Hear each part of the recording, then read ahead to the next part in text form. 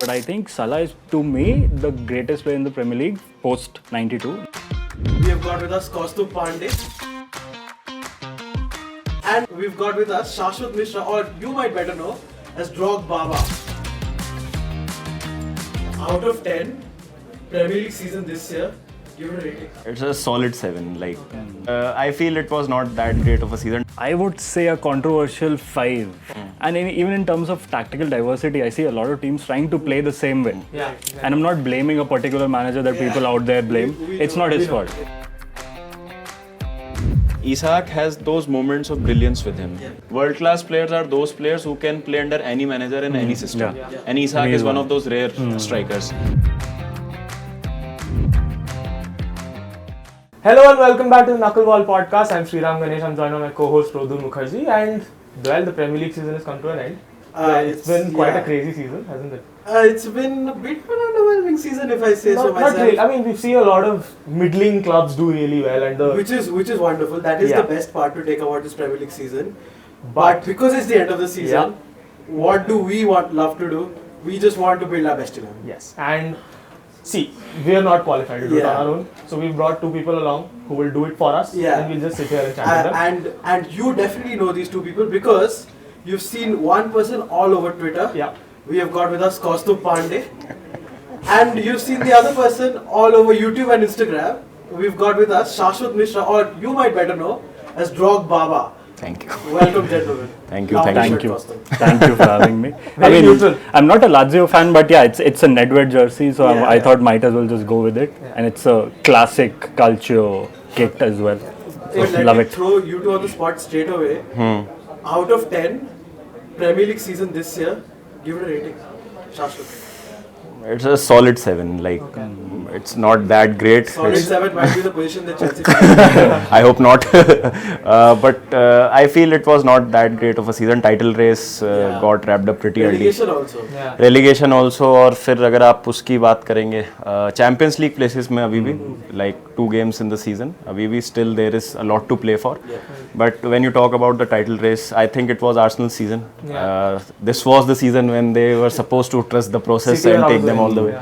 And City were nowhere near in the picture. Chelsea started off well but tapered down. उसके बाद Man United and Spurs का तो हम discuss कर ही रहे थे what happened to them. तो बहुत ज़्यादा competition था नहीं. Arsenal should have won this season but Liverpool swept everyone away. And I mean title race के point of view से तो it was a very underwhelming season. But let's see कि European sports में क्या होता है. Kaustubh, your rating? I would say a controversial 5. And that's because, like, before I came on, we were speaking of how the Premier League feels so sanitized these days.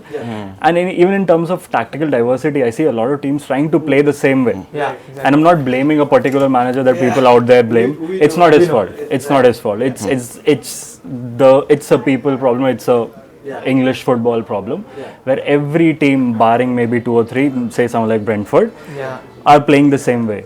And I look at a lot of other leagues, not just the Serie A. I look at La Liga, I look at Liga, and then I look at even the Turkish league.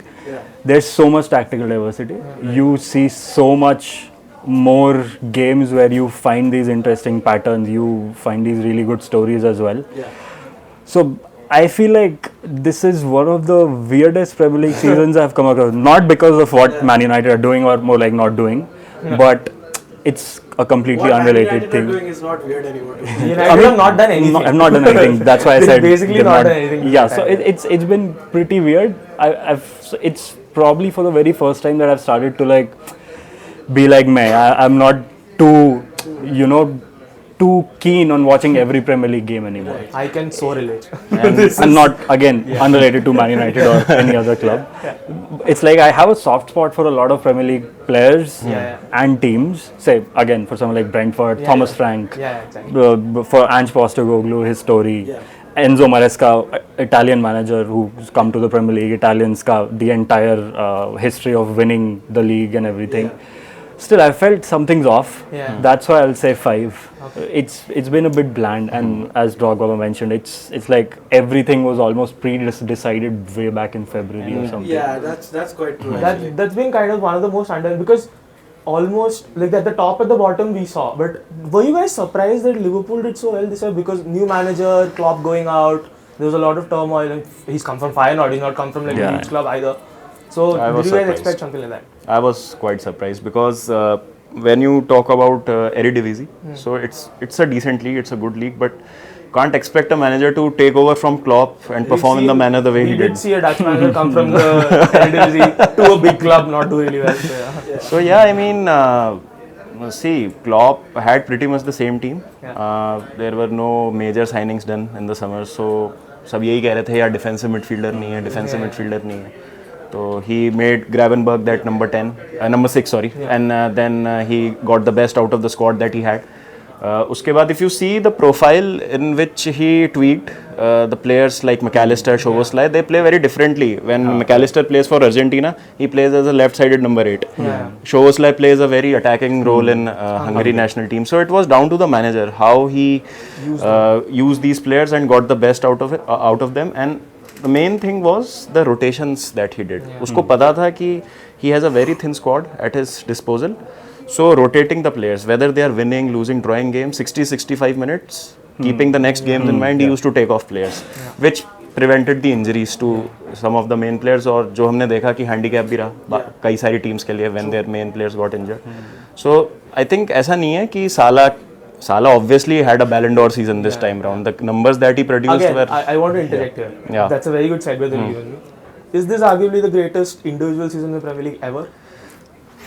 I would say yes. Yes, I think, you know, what helps Salah a lot, and I think it helps, you know, when you go into the future 8 years into the future, 9 years into the future, and then you look back. That's when you look at a lot of players kindly. Yeah, exactly. True. If you go back 10 years ago, you have a lot of people looking back on the Maradona era so kindly with so much nostalgia. When we grow up 5-6 years down the line, 7 years down the line, that's when we'll have more of a perspective about what Salah's doing, what he's done on a consistent basis. And I think at this point, a lot of people still don't realize it, doesn't sink in for them that this is a man who came in 7 years ago, 8 years ago, and he's been doing that every single week, every single season. Regardless of what Liverpool have done, he has been like he's been there. And I think, to me, again, could be a hot take or whatever it is, but I think Salah is, to me, the greatest player in the Premier League post 92, not before that. Wow. Post 92, the greatest player. Yes, that's largely because of his longevity. Okay. Wow. Okay. You have Henry, big fan of Henry, Cristiano Ronaldo, Wayne Rooney. Rooney is the reason I started watching the game. But I still feel like Salah, there's something about him which I guess only Rooney had in terms of his, you know, he drove a team. Consistency, the way he drives the team forward, his leadership, even though he wasn't the most extroverted person out there. I think only Rooney had it, and even till, you know, his last season or second last season, his goal contributions were over 10 in the Premier League, goals and assists combined. But I think Salah's done that at an incredible rate. I think the only other player who could have come close was Harry Kane, but he left for Bayern Munich. And the lack of silverware, that entirely different conversation. So I think, I don't think 8 years down the line, we'll have this conversation in a more fair manner. That was he the most decorated Premier League player in Premier League history, also because he won the Champions League, which Thierry Henry could not. Ronaldo did, but again, he was there at his peak for like 2 years before he left for Real Madrid. So I think, for me, I would say a hard yes. Okay.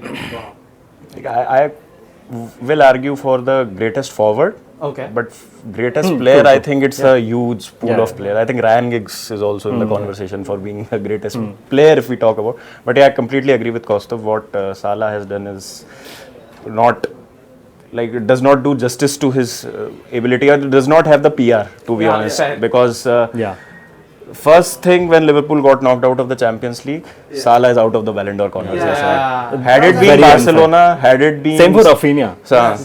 Which is very right unfair. Now I feel like Yamal is going to take it too.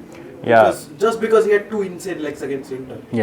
And his goal last night, my God. Reminded me of a goal that Gareth Bale scored against Sunderland in that 12-13. Exactly the same. same. Just didn't go into the right corner, was slightly towards the bottom. Yamal hit it right into the corner. It's about PR, I guess. Like Salah does not get his due because he's not the most glamorous player. When you think about it, like he's a player who doesn't catch your eye. It doesn't catch your eye. You only see him on the field. ज़्यादा कुछ नहीं है apart from football. A family man, not flamboyant at all. And I think just to interrupt, beyond that, he had that spell at Chelsea.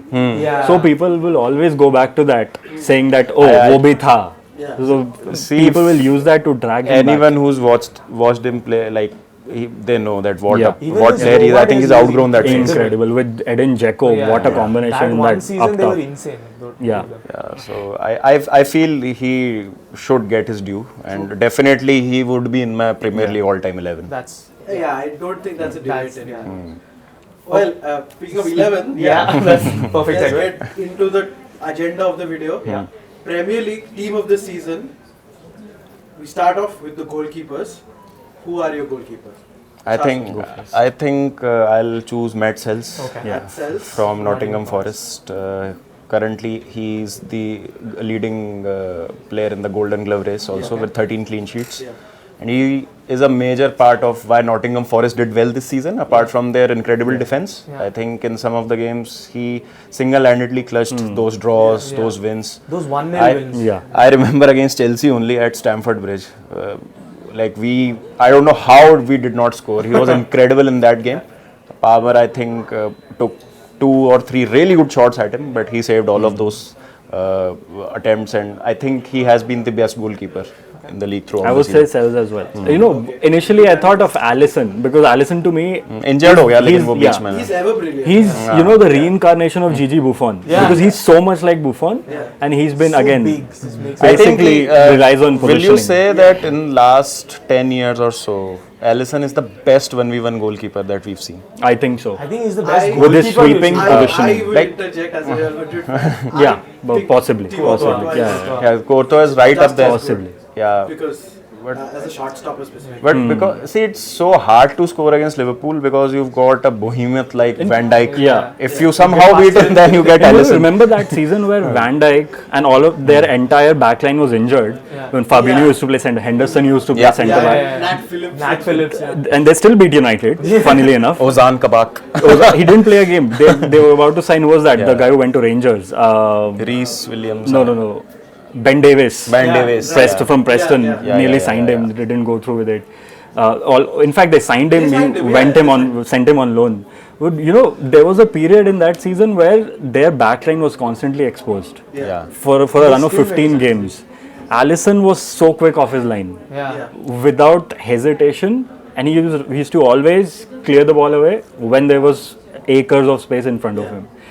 So that was a period which defined what Alisson is as a In that year, he player. scored the header that got them the Champions Yes, League. Yeah. exactly. West Brom. He against literally West scored a Brom, goal as well. So I think, I love Courtois, but something always stands out to me for Alisson. He's never he never makes these excellent saves. Yeah. You never see him make those. Because he's in the right position all the time. Exactly. And that requires a lot of footballing IQ, which is why I made the Buffon I comparison. fully agree with that. Like, he's so consistent and so accurate in wherever what he does. It's very I mean, his passing is also like goes Exactly. under the radar. I think he's got all the bases covered. Like he is a brilliant shot stopper, brilliant with his positioning, brilliant with his ball distribution, very good looking as well.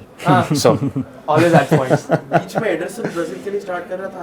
I couldn't. I can't digest that at all.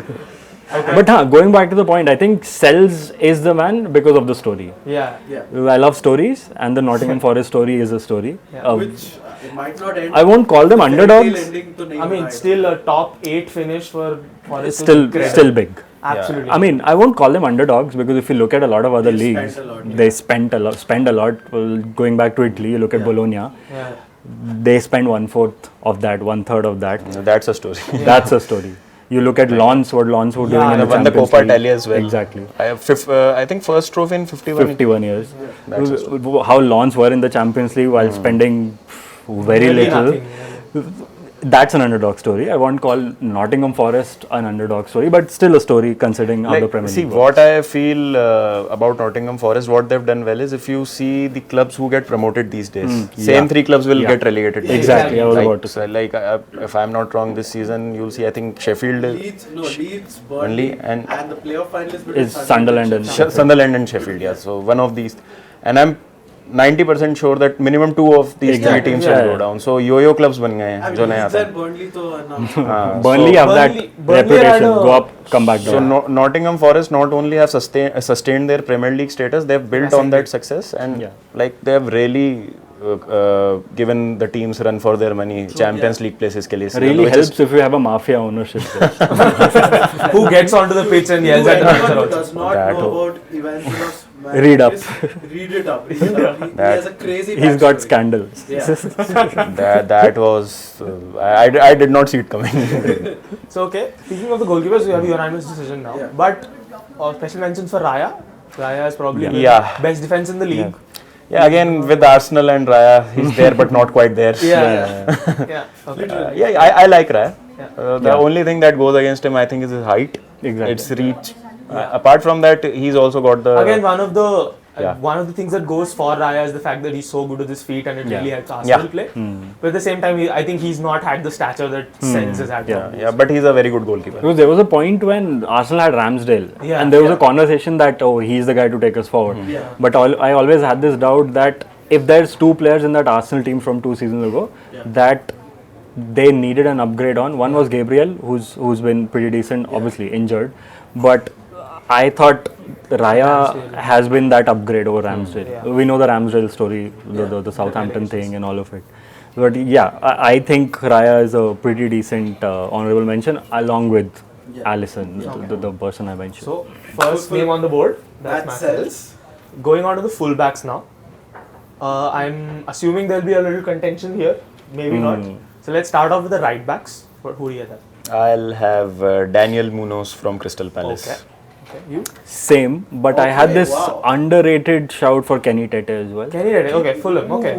He could leave in the summer, I think. Not the name I was anticipating. Yes, but he's been like that consistent workhorse for quite a while for Fulham now. But I would go with Munoz, largely because he's more of a complete fullback than the person I would ideally have on the left side. Okay. He's more of a hard worker, a proper wing back, as the Italians would call it.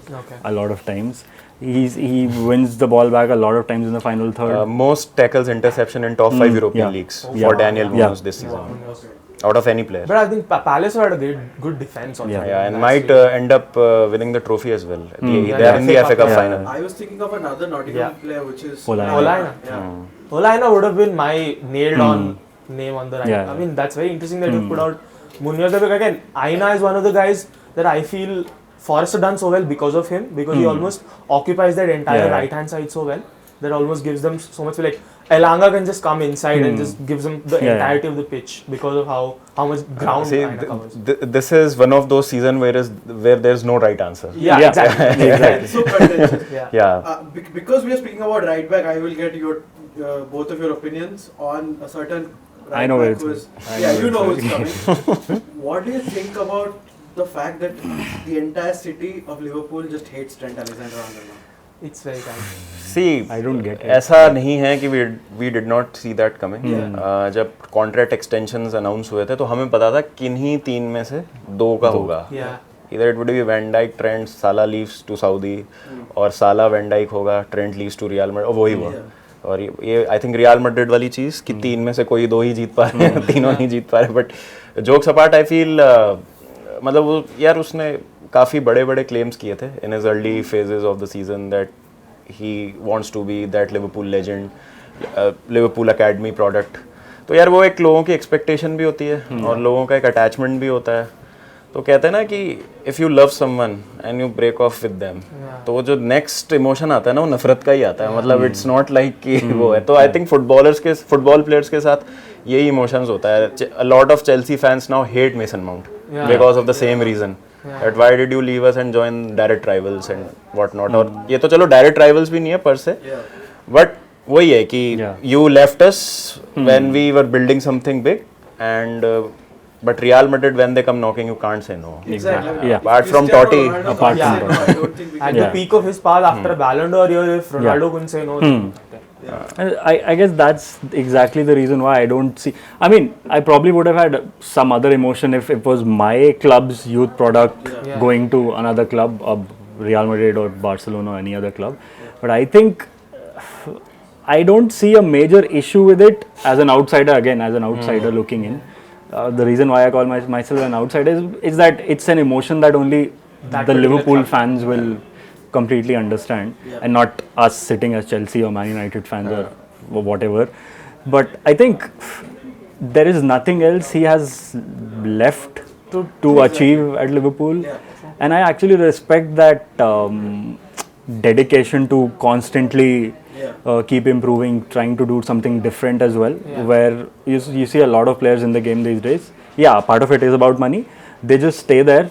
Or just take these decisions which are, let's go to, not to point out names, let's go to Al Hilal and earn money there. Where you're 25, you can still go to, say, a club in Europe that can win trophies. So it's still a better decision than what a lot of players out there make. I'm referring to, players John like Duran. Milinkovic-Savic, who was like 27, 28 at the peak of his powers, had 3 or 4 consistent seasons at Lazio. And where did he go? Al Hilal instead of, and that's like again a personal decision, but it's still far better as a footballer, from a footballer's perspective, than from fans' perspective also. Fans' We want to perspective, see But these I players feel play. the one thing with Trent that people are not talking about enough is he was almost being taken for granted at this point of his career, where he was maybe not even getting the plaudits that he deserves.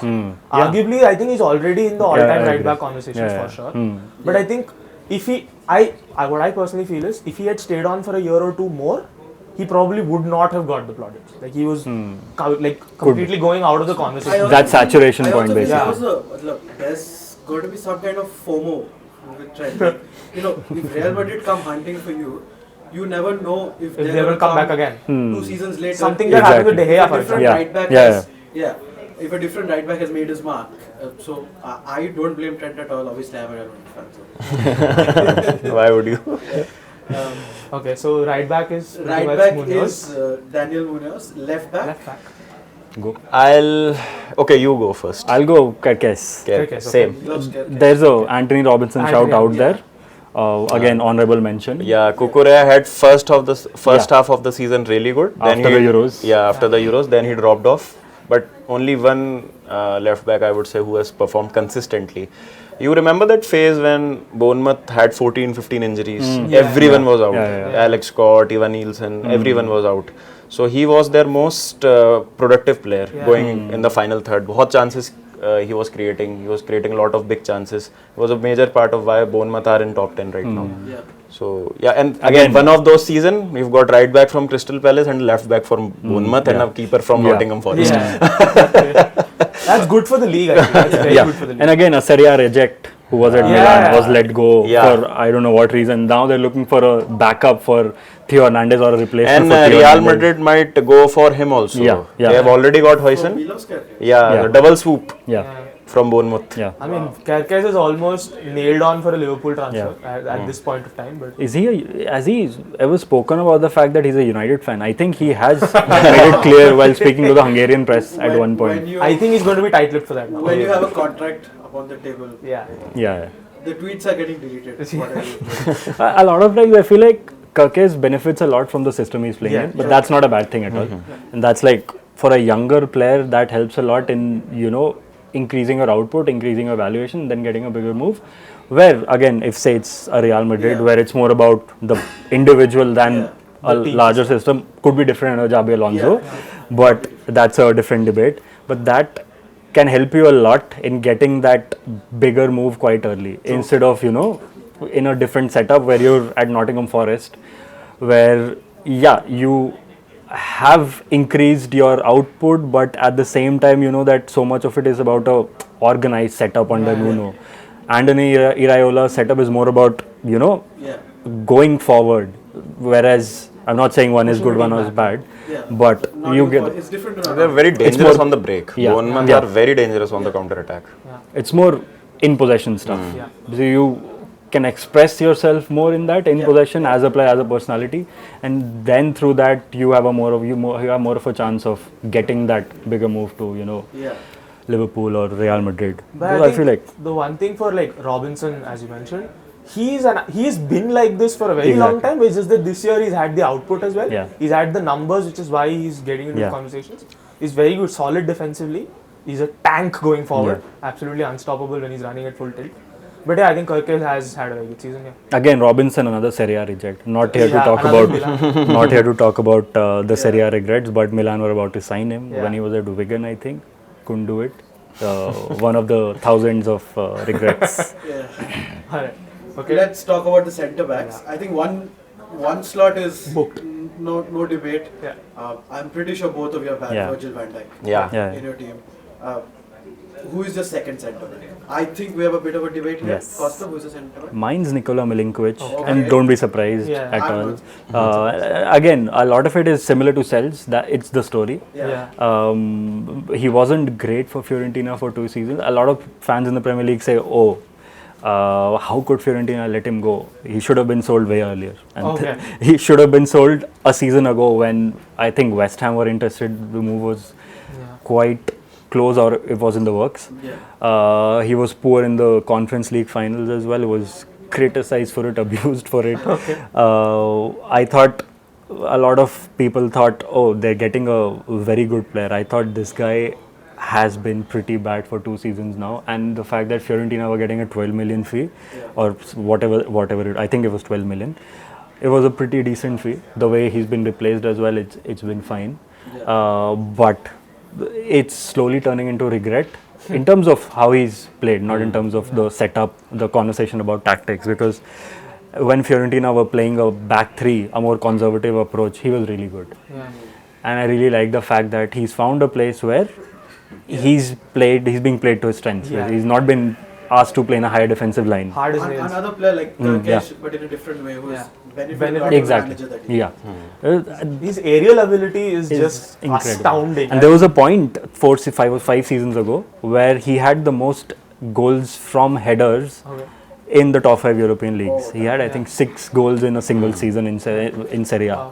And he's like carried that on. It's pretty good to see as well. Like I have nothing against him or anything, but because he was bad for Fiorentina, as I mentioned, for 2 seasons, so it's good to see that he's doing so well. Again, it's a story. So I thought, I get it. There could be guys like Apna Murillo, your Hoytsen or someone, Zabani as well. That duo. They had a great patch in the middle. Hoytsen has been very consistent all throughout the year, though. So Shashwat, your pick. I will go with Saliba because I won't be able to fit any Arsenal players. 11 otherwise. Raham kar. नहीं यार, मतलब you have to like talk about Arsenal in some capacity, I believe. Defense तो अच्छा है यार उनका. They have dropped off dramatically, but it was down to their recruitment at the end of the day. Even without Gabriel, I feel उनका defense sorted था. Kivior stepped up brilliantly. Then you got players like Timber, Ben White. अच्छे players हैं ये. Timber को last season injury हुई थी, but this season he has played really well. Right back पे बहुत अच्छा. Miles Kelly, Lewis Kelly, Miles Lewis Kelly, whatever his name is. So he's also a good prospect, I believe. He has that bite in him, like he has that tenacity. I like to see 17. That. He's only 17. Yeah, these 17-year-olds. And they have so much character. And that's what I love about them. A lot of players these days, you don't see them have character. They're not overwhelmed by the occasion. Exactly.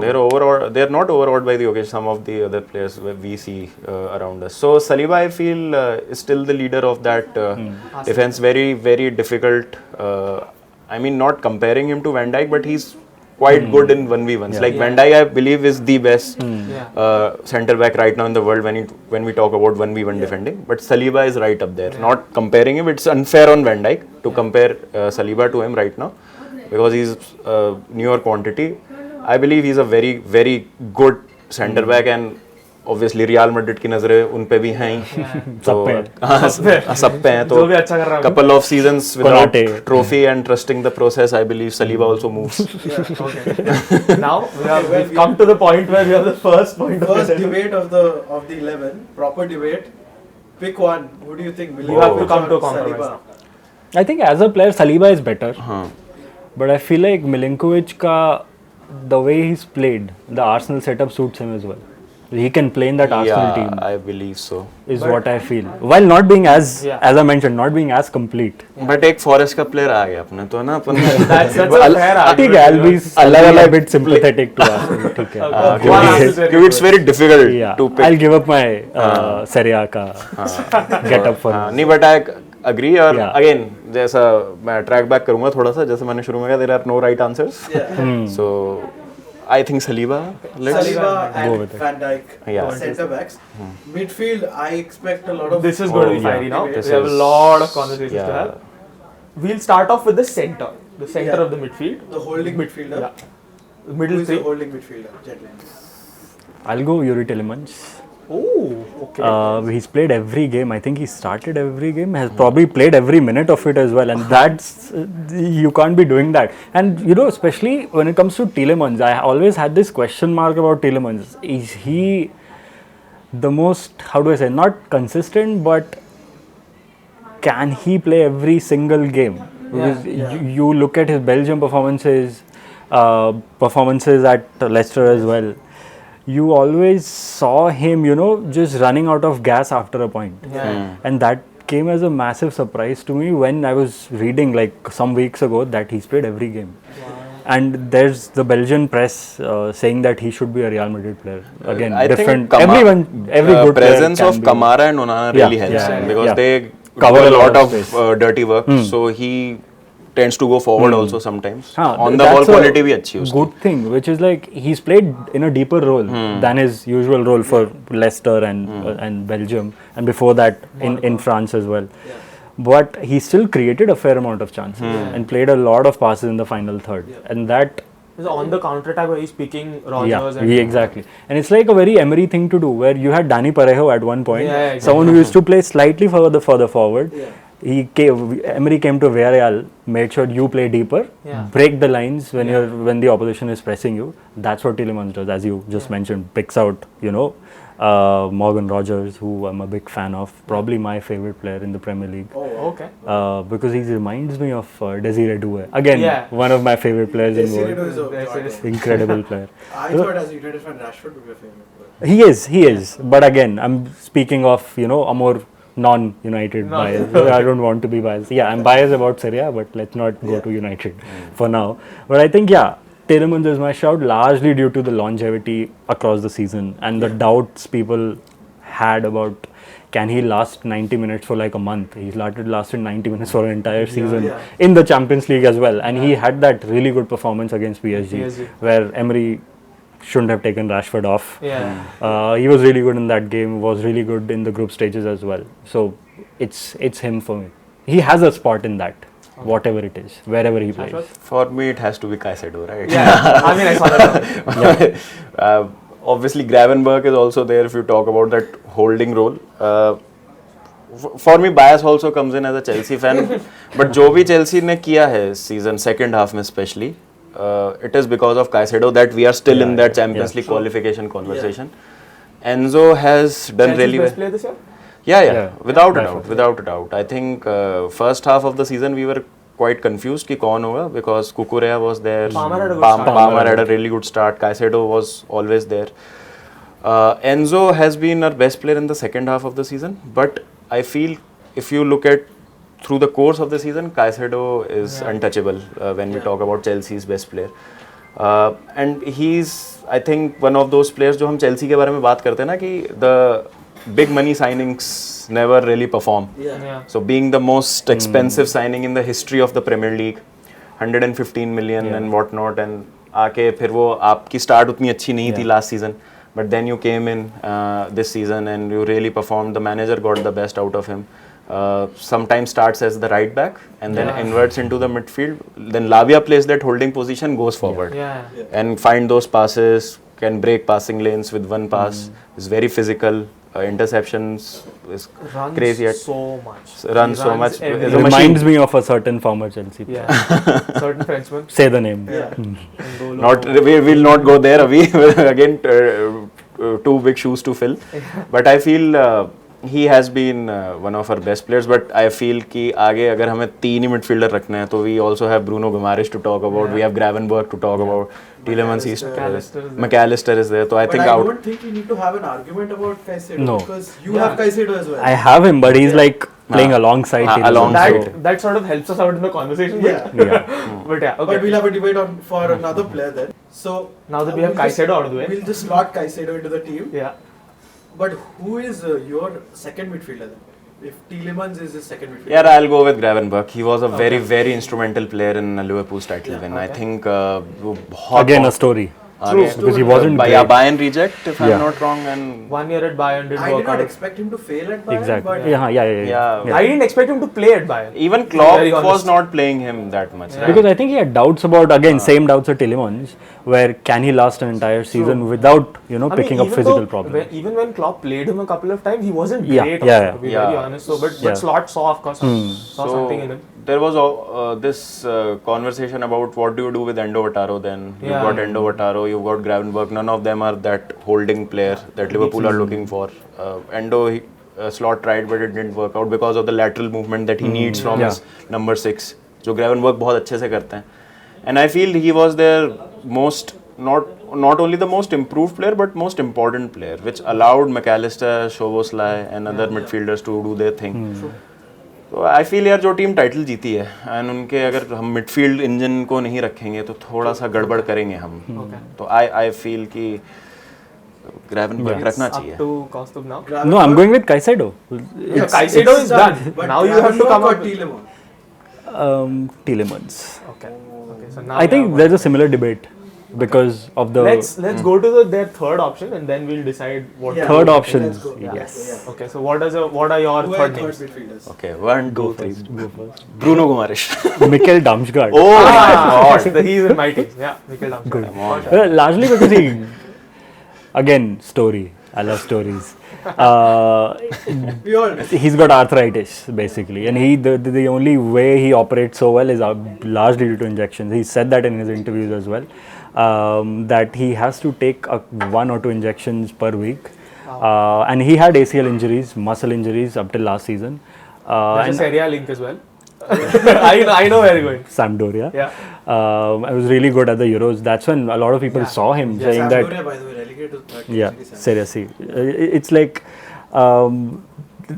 Damsgaard was the sort of a byproduct of what Sampdoria were. They sold a lot of players just so they could make a profit, and their owner could earn and run away with it, went to prison. That's how far he ran. But Damsgaard was seen by a global audience at the Euros 2020, 21 more like. The free kick and the performances, and that's when he was a winger. Yeah. Thomas Frank saw something in him where he's now playing as an 8, half 10 in the middle areas, midfield areas, but he also knows how to occupy the wide areas as well. The story, the way he has reinvented himself, he has like 10 assists, which is his best individual season ever since his time in, I think he was at Nordjylland, then came to Sampdoria. He's someone who's now sort of fulfilling his potential. I don't know what will happen last season because obviously the back story and everything, but it could be a one of a kind season where you may not have that again. I hope we do. That's probably the purity of that story, where he comes from, the reinvention, how Thomas Frank saw ki these are his strengths. Let's play him according to what he does best instead of imposing his system and all of that. So I think he's the one for me. Okay, so he said Damsgaard. But you have gone for Guimaraes. Yeah, okay.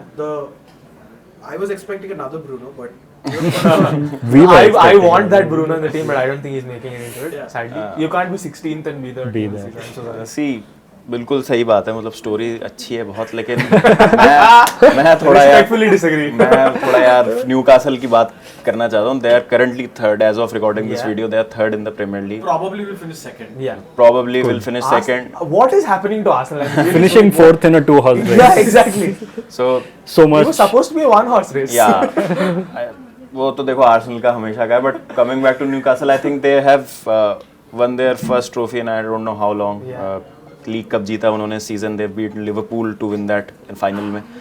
And if we talk about the Premier League, I think जो सबसे physical midfield है, सबसे industrious midfield है, वो Newcastle की with quality on the ball.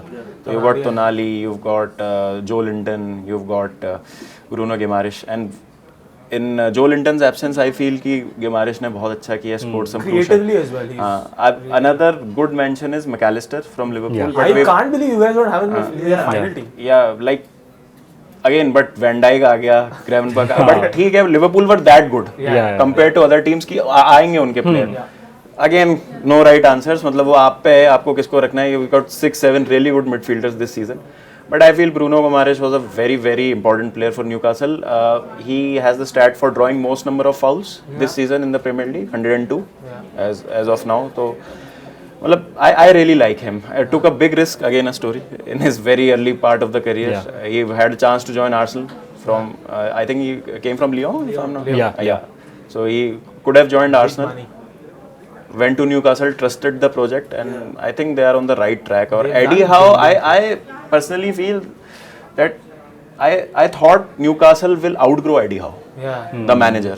कि Eddie Howe आएंगे, एक stability देंगे, एक उनको top 4, top 6 club बना देंगे consistently, and then he'll move on. और Silverware क्या वो title के लिए challenge कर सकते हैं, क्या वो Champions League sustain कर सकते हैं, but last season they beat PSG in the Champions League home में, but वो फिर वो injuries हो गई तो they could not sustain एक साथ दोनों trophies manage करना.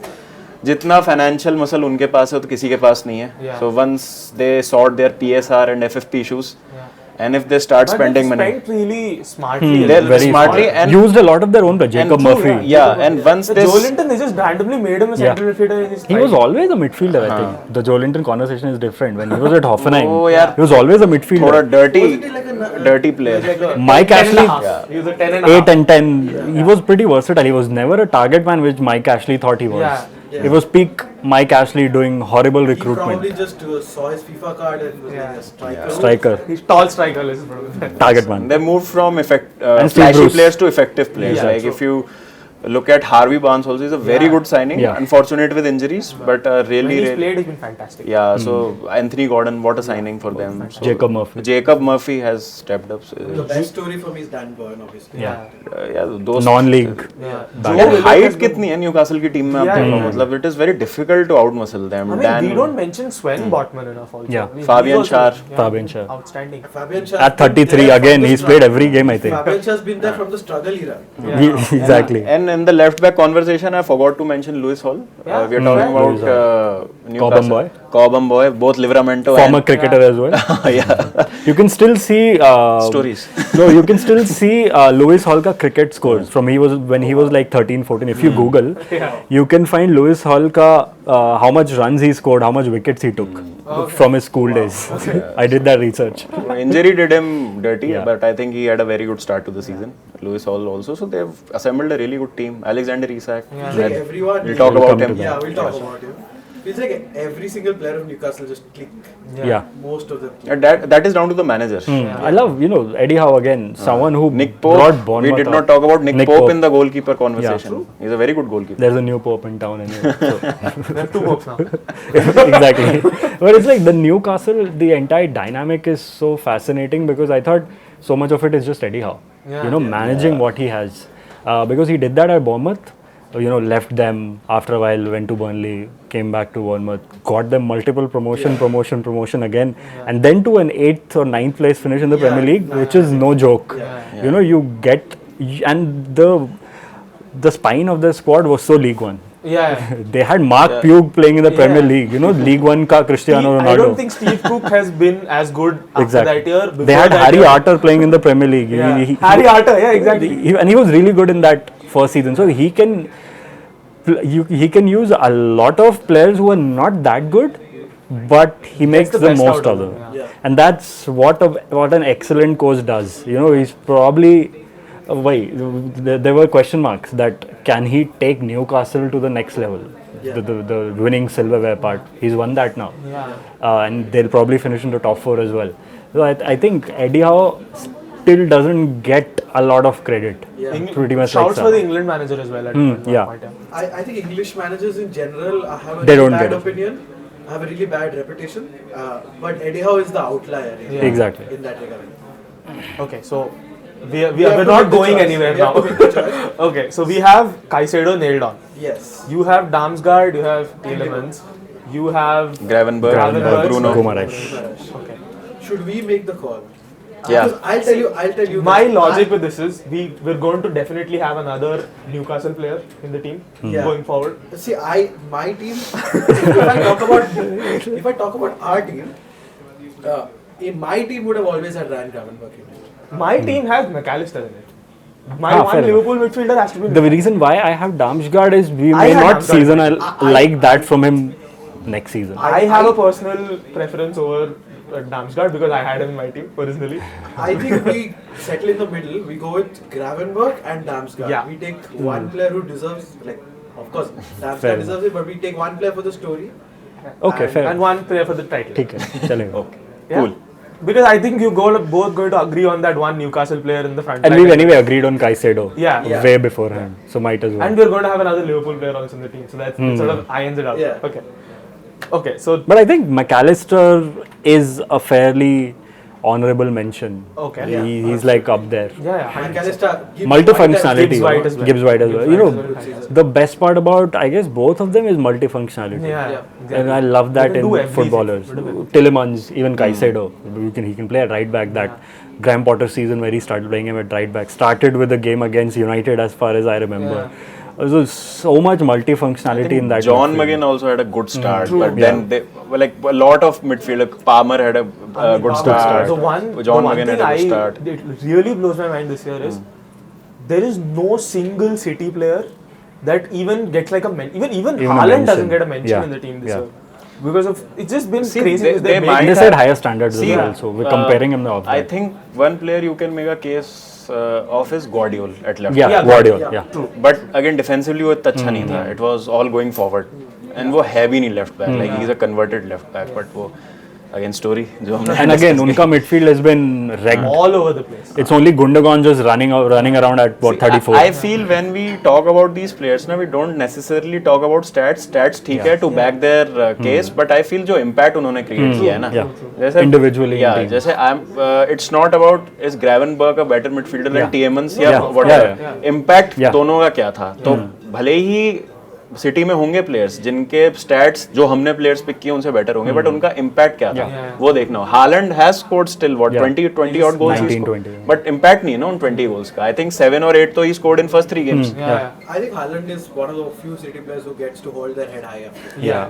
He's had a good year. Yeah, despite the He's injury shown and everything. that, even if the team is bad, I Yeah, it's still always think the line proven can his still case score that goals. he doesn't With need his a very movement, good- like there was a conversation that he needs service all the time, Yeah, but he's turned into someone who can make the He can movement make a shot. Yeah. Yeah. to just drag the team forward by just the asking best. for service. He makes that move a bit like Victor Osimhen. True. You just make the movement, players will just pass to you. It's not Man United where even if you make the movement, There's just there's no not- pass नहीं there. वो तो यार पेप के system की वजह से हाँ, वो ऐसा exactly. हो गया.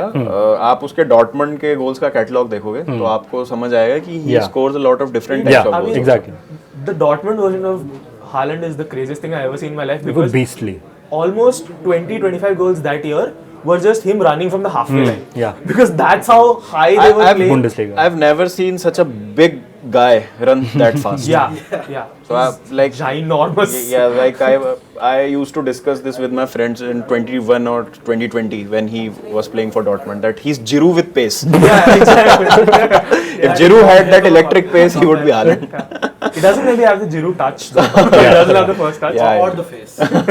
तो किसी के पास नहीं है. Okay, so we're finalizing Mikkel Damsgaard. Yeah. We're finalizing Gravenberch. And we have Caicedo is of Caicedo. course Okay. there. That's a very multifunctional team. Yeah, I really think like it. before we go to the two players who will definitely make the team, let's talk about the one player we might have a debate on, the left wing spot. शाश्वत आपके left wing कौन है? बहुत ज़्यादा options नहीं है. I'll go for Brian Mbeumo. Yeah. From Brentford. और वो भी he is not a left-sided player per se. Yeah. Interchange. Because he's been so good, you just can't Yeah, exactly. not have him. एक और shout है Matthias Cunha from Wolves. Yeah. But again, मतलब Matthias Cunha again impact की बात कर रहा हूँ because he literally pulled them out of that. Dragging a team along. Yeah, single-handedly I feel him. Stan Larsen has also stepped up in some of the matches, but and he's overperforming on XG a fair bit. Stan and Larsen. hence coming back to the first point of this conversation, how do you rate this season? There have been not many players who have played good from the left hand side. Luis Diaz is there, but again patches mein raha Luis Diaz Rodgers. I was thinking of Ilanga, Ilanga is but again, you can't not have Mbeumo in your team. Or maybe one thing you can do is that Newcastle player we're about to speak of. You have him on the left, Okay. or potentially have Chris Wood up front. Yeah. But again, it's up Either in the or. air. You can do a It's lot of unfair things. to put Isak on Yeah.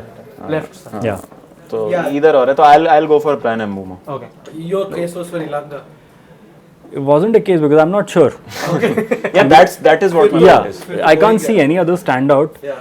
Could be say someone like Justin Kluivert, Yeah. but again he's Shout not to been. Morgan Rogers as well. He's I also thought not a brilliant- Morgan Rogers is more of a central player.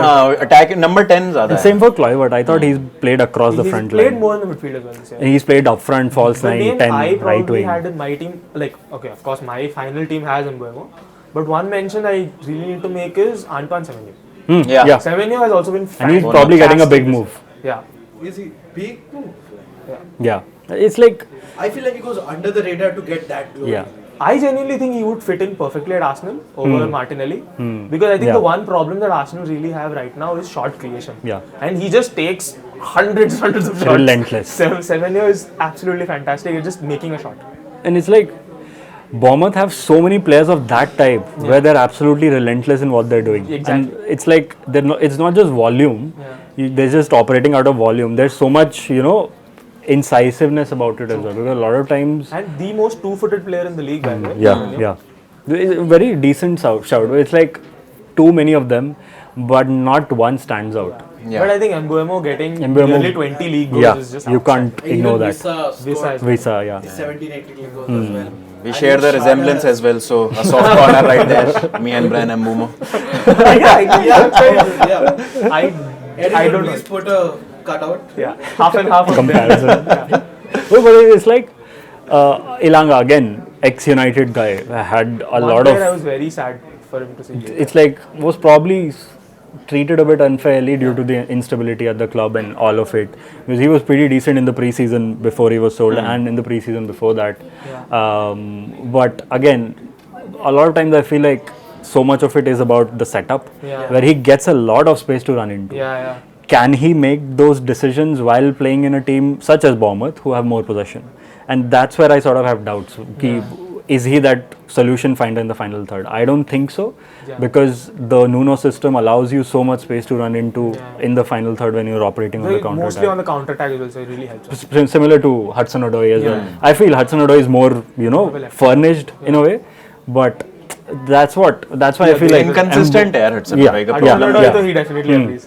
Inconsistent. Like and his numbers are not I was soaring or anything. We were very surprised in 2020 when Bayern came with a 75 million bid for So him. much. And we were like, Was that true, by the way? I don't think so. believe that Hudson-Odoi can get multiple that sources He was at that voted point. that. He was, first of all, he was very young. He made his England debut and he was fantastic as well. So So much of it I thought was agent pressure because when all of it died down, Hudson-Odoi started against Brighton and he was pretty good in that game. Was it 4-0? Something like 3-0 or 4-0. He was pretty good in that game. It was just a way for his agent to make sure that he plays and just dangle that Bayern Munich carrot because that was the point. If you remember, that was when a lot of players from England were going to the Bundesliga. Started with Sancho, that English speaking players in the Bundesliga. So his agent probably thought, let's dangle that carrot, and that we'll see how it's worked out, but it's been decent, I would say. It's not been small bad. time in Germany Yeah, in any case, but he wasn't that great either. And he's been playing for England as well here and there. So it's been decent. It's like we can still, have this conversation that has he fulfilled his potential? But he's 24 now, and his contract's about to run out in 26. This has probably been his best year overall. I hope he fulfills his potential because I hold the entire under 17 team that came to India. because they came to India and I saw them live in front of my as eyes.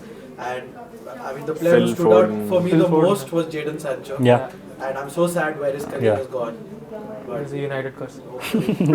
Hits everyone. Okay, so I think we have a front line fixed. Mbomo is done. Mbomo. Let's talk about the two inevitable people. Player of the season. Let's start with the player of the season. Which is Mo Salah. Yeah, Mo Salah. I think one thing about Nicholas Salah. Jackson. I think one thing a lot of people sort of ignore about Salah is that he's become so much better as a creator. Yeah.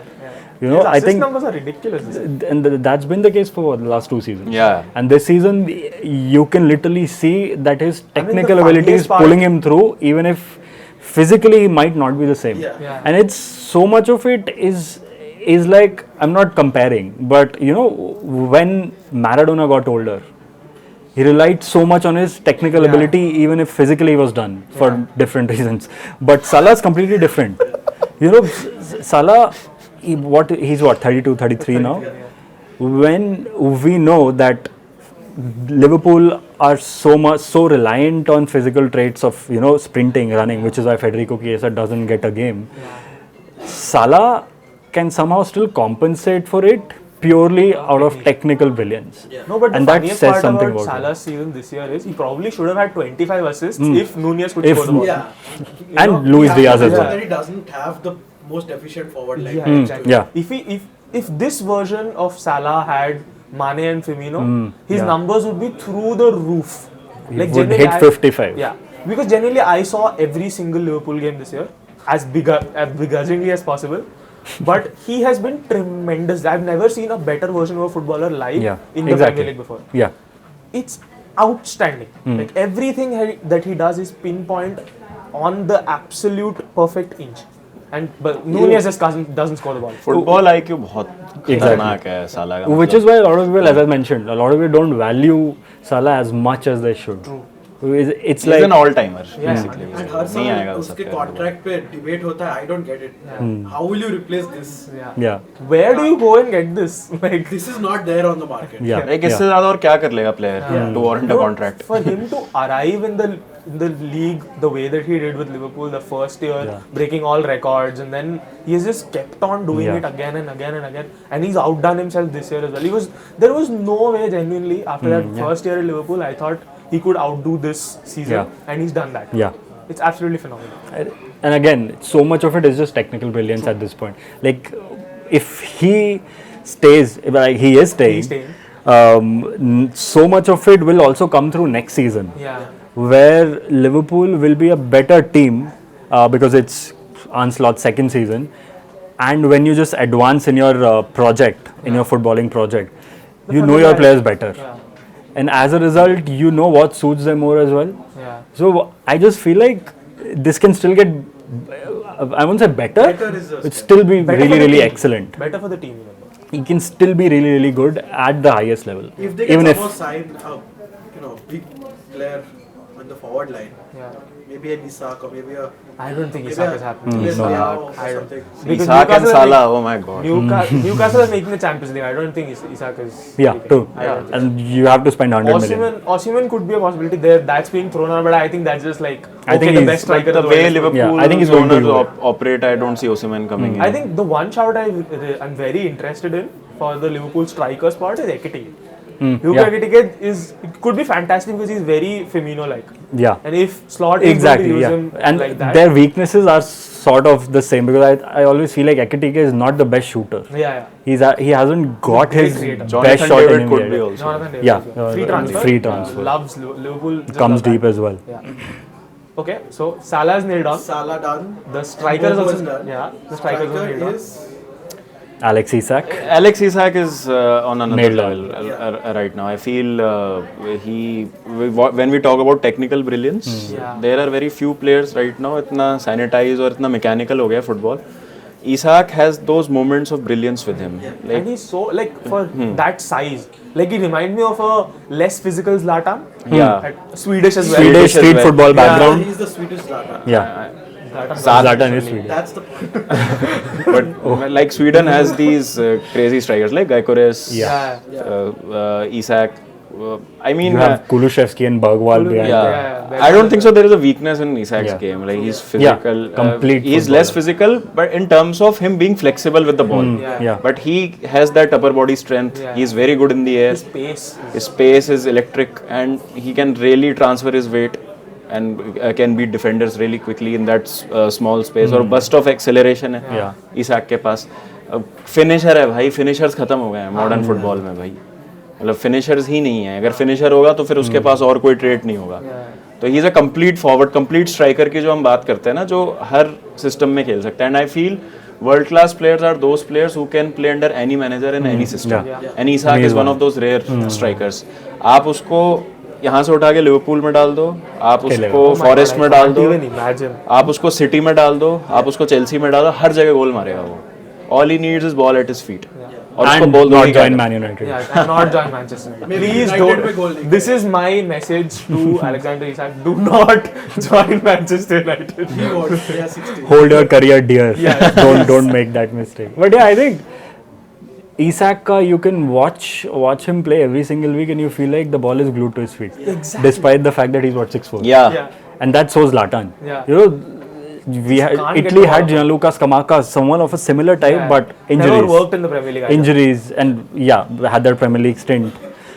I think Isak, it's fascinating to watch a player like him play because you either have it. 3 different leagues. Exactly, and you either have it or you don't. Yeah. That's what street football is.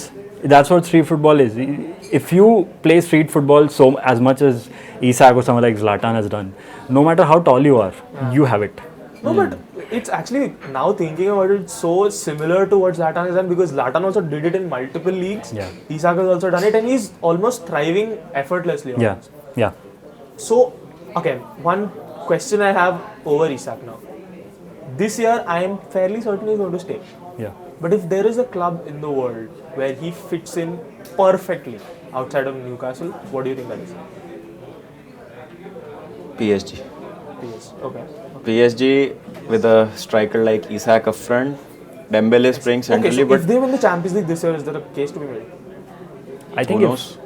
I think Enrique really likes But I don't know if. That's my. But I don't know how the equation is amongst these Middle Eastern ownerships. Will Saudi sell to Qatar? I'm not too sure about that. But see, Isak is such a brilliant player. He'll raise the floor 2 notches of any club that he joins. Like Arsenal need a striker, Liverpool we've spoken of, Chelsea have tried every striker on earth, but it's not worked for them. As long as they don't wear the 9 on the back, I think. I think apart from City, I feel everyone needs a striker right now. Every big club needs a proper striker. Even Real Madrid have Mbappe and Vinicius, but they don't have an out and out number 9. They don't have that. Who can be a focal point in the attack. So I feel every club, Lewandowski will require replacement from Barcelona. But I don't think Barca have any money to even come close to. I'm just mentioning these clubs from the point of view of him fitting where he fits in every club. He will fit in every team, every big European club. Fantastic Premier League 11, by the way. We've covered almost every good team. We have all the stories in there. Yes. The happiest that I am here is because we have 2 Brentford players. Okay. And that Man United are not really. I didn't make a case for Bruno Fernandes. I'm very happy for that either. Okay, so one last thing, one short piece before we end the episode. Manager of the season. Mine is Thomas Frank. I agree. Brentford I was making going to say that. Getting 60 points this year. Unreal. He's, to me, I remember tweeting this as well. When United sacked Erik ten Hag, even before that, I tweeted that Thomas Frank should be Man United manager, not because he's your fanciest personality out there, but because when he was in the Championship, he was playing a back 4. Came to the Premier League, shifted, adapted to the situation, and so much about managing Man United is about, managing the external and the internal, combining them. Now the financial situation as well. Thomas Frank is so good at that. He's so... not to make comparisons, he's so Italian. Academy graduates and make it he's so Italian. He adapts. And that's what Man United need. I'm not saying Ruben Amorim is bad or whatever, but I'm such a massive fan of Thomas Frank and completely agree with that shout. It has to be him. And if you compare that to how much Brentford have spent, Yeah. the way they operate in the market, they need a manager who overperforms on expectations. And he does that so well. And he's been doing that consistently. It's not that he's done it for one season. He's doing that for like, what, 3 seasons now. So for me, it has to be Arne Slot. I think थोड़ा obvious है, but it's a bigger deal than everyone thinks it is. Eredivisie से आके unknown quantity थे. ऐसा कोई established उनका stint नहीं था किसी बड़े क्लब के साथ, बायर्न, बारसा या रियल मैड्रिड, और हमने देखा उनको पहले अच्छा परफॉर्म करते हुए. तो आके आप क्लॉप की टीम टेक ओवर करते हैं. क्लॉप का ग्राइप यही था कि इन्वेस्टमेंट नहीं हुआ स्क्वाड में. They did not build on their success in my opinion. और अभी भी बहुत अच्छा मौका है. They won the league. They need to refresh the squad. थोड़े से अच्छे एडिशंस करेंगे तो they can fight on multiple fronts still. But वो आके उन लिमिटेशंस में, हमने ग्रेवनबर्ग पे कितना बड़ा डिस्कशन किया, the way Mac Allister played, Szoboszlai played. So it is down to Slot the way he manage this team, and it's a big big achievement. क्योंकि मतलब ठीक है, लोग बोलेंगे कि यार सिटी ने अच्छा नहीं खेला. It was not slots fault. You can only do what ever is put in front of you. तो हाँ ठीक है, अंडर परफॉर्म किया, बट इट्स नॉट डाउन. मतलब फिर तो बाकी टीम, आर्सेनल क्यों नहीं जीती उस लॉजिक से? I don't think Liverpool have underperformed. I think Liverpool other teams have underperformed, और उसका एडवांटेज लिवरपूल ने ले लिया. That is the broader narrative which I don't agree with. I feel but I think Liverpool as a team have overperformed a lot. And one more manager I'll mention is Unai Emery, because Unai Emery took Aston Villa बहुत आगे तक हर competition में. Almost one against PSG in the champions league, semifinal तक गए FA cup के. अभी हो सकता है चैंपियंस लीग भी क्वालिफाई कर जाएं. तो वो उसने एस्टन विला का सीजन अलाइव रखा और अच्छा परफॉर्म करवाया. अभी भी अलाइव है. अभी भी अलाइव है. एंड लाइक बहुत ही, I think he is the ultimate mid table team manager and a very good cup manager, which is a very good combination to have. I think PSG and Arsenal stints happened very early in his career. I feel अब अगर he makes that progression, he'll be a better manager. His time at Arsenal doesn't get enough. I feel like Emery needs a very specific set of players. He needs press resistant players across the pitch. He needs workhorses. Workhorses, someone who players who are very good in 1v1 situations across the pitch. Pau Torres was one back in Spain. You know, midfield ka we already clubs as well. So midfield ka we already spoke of it. You know, from someone like Parejo. along if you could. एक बस और final shout थोड़ी सी, Oliver Glasner. Yeah. Okay. Bad start to the season, but हाँ, recovered so मतलब well. क्योंकि we see these mid table teams ना, एक बार वो स्पाइरल में जाते हैं ना, जाते ही जाते हैं. at the start of the actually गए थे. They were 17th or something. Yeah. They were in the relegation zone for a while. Yeah. Mateta, man, what a season. We did not talk about him when we talked about strikers. That how good Isak is. You know, कभी-कभार Twitter में trend हो रहा था कि #BarclaysMan. When we talk about the BarclaysMan of this year, I think Mateta Will be go down as Mateta. one of those. Yeah. True. Those cult hero type players. Because Palace fans just love him. Do they have a chant named after him or something? They definitely do. Definitely. No, They should. the funniest thing I read on Twitter was if United sign Cunha and Mateta, it'll be Acuna Mateta. That's very funny to me. Thanks for my next FIFA team name. My FPL team name. Yeah. So, I want another to Palace shout player. you. So you mentioned Glasner. Another player from Eze. Palace that we should have mentioned is Mark Gahey. Mark Gahey. Eze also had a Yeah, Eze as well. I think Mark Gahey is nailed on for a Newcastle. move Yeah, now. he should have got that move. Yeah. A lot of last Chelsea season. links. Again, a Cobham boy. Yeah. Yeah, Cobham boy. Yeah. I want to put a manager shot as well. Slightly left field. Goes a little under the radar. Maybe middle of the season is Ruben Amorim. Very under the top. maybe next year. Andoni Iraola for me. Yeah. Because the thing is, I knew him from La Liga. I knew what Bournemouth were getting was a superb manager. Because he was linked with Leeds as well at one point. They went for someone else. Yeah, and the thing about that, I remember Bournemouth barely survived that year, and then they sacked Gary O'Neill, and everyone was like, "What are you doing? Gary O'Neill deserves another shout." But when I saw them getting Iraola, I was like, "This is the perfect manager to take you forward." Not only is he a good tactical manager, he has great recruitment. You know, Højsund and Zabani and Kerkesh, everyone. He profiles players really well. And even if Højsund and Kerkesh leave after this, They'll be I'm fine. pretty sure Iraola will make them sustain for at least another top 10 finish. I next think year. they Because if already you look at it, they had Marcos Senesi doing really well as well. Yeah, exactly. It's not like it's just those two players. Yeah, Iraola for me is super underrated. It's a shame that they can't probably get Europe. Maybe they won't get Europe. But at one point, for him to have Bournemouth fighting for Champions Yeah. League is just They were crazy. 5th at one point. Yeah. They were Yeah. constantly fifth. Fifth and like 1 point away from fourth. Yeah. So I think up till April they were like 6 points away from the top 4 even they at that just lost point. quite a few games Yeah. in the middle. They Yeah. lost their way. I think this has been the season for these teams. Yeah. Like, Where teams, two teams have just forgotten about playing in the Premier League altogether.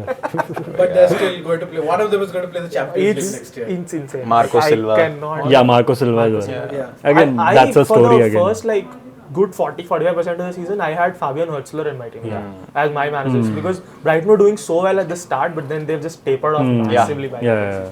वो sustain करना मुश्किल है यार, वो जिस intensity पे खेलते हैं ना. Yeah. Okay. Plus, a lot of times they have a limited squad.